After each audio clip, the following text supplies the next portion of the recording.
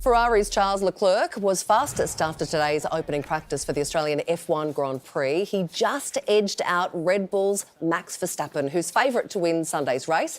McLaren's Aussie star Daniel Ricciardo was 10th fastest. An estimated more than 112,000 fans were trackside today, the biggest day to crowd on record. Well, to chat us through one of the biggest events on the sporting calendar, the world's youngest F1 expert, Sam Wyatt, joined us a little earlier.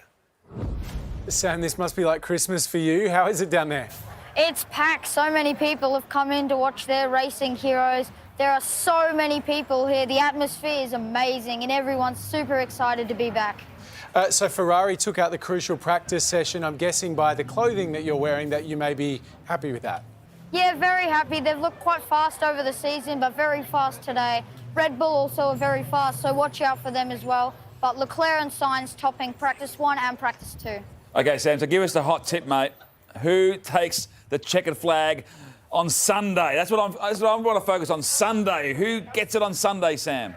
That's a tough one. It's definitely between Ferrari or Red Bull. I think Verstappen's quite fast. Red Bull in the straights are very fast. Ferrari in the corners are.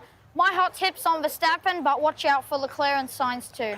What about Ricciardo, Sam? I mean, he's the crowd favourite. You must be, as a young Aussie kid who loves his Formula One, you must be a massive Daniel Ricciardo fan, I imagine.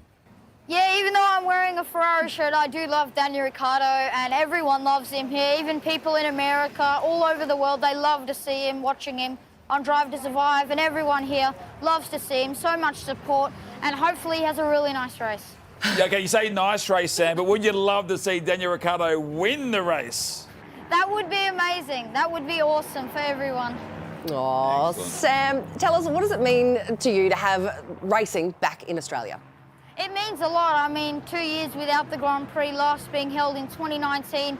It's awesome to be back. So many people, everyone's so excited, and it's gotten off to a pretty nice start. Yeah, and we've been talking a lot about the modifications to the Albert Park track. What kind of impact do you think that will have on the big race? Yeah, well, where Turn 8 is, just after that, there used to be a chicane. They've got rid of that, meaning there is a more flowing circuit, faster speeds. I think that'll create much better racing and more overtaking. But also, as we've seen in the support races, if you make a mistake, there's a higher result for crash or an off, so you've got to be careful of that. Sam, I'd like to know, like, you obviously really do know and you love your Formula One. We can all see that. How did you first get into it? Where does this love come from? Over the lockdown, when we were stuck at home, my dad was kind of watching the race and I watched it with him, and then I kept watching it, and then I got into Drive to Survive, and then all of that together, I just loved watching it, and I kept watching it all the time, and it's led me here. So do you want to be a driver or a commentator? What does the future hold, Sam?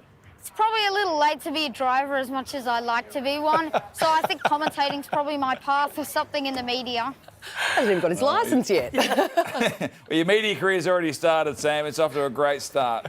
Sam, have a great weekend. Thanks for your time tonight. Thank you. I feel like this is a piece of television we just did that will be replayed in the future, like the first time Sam was on the project. When he's the longest-serving motor racing commentator in the world. He really knows his stuff, Sam, and he's going to have a big weekend, no doubt. He had the most productive lockdown I've ever heard of. Yeah, he kick-started the career for himself. That's what he did.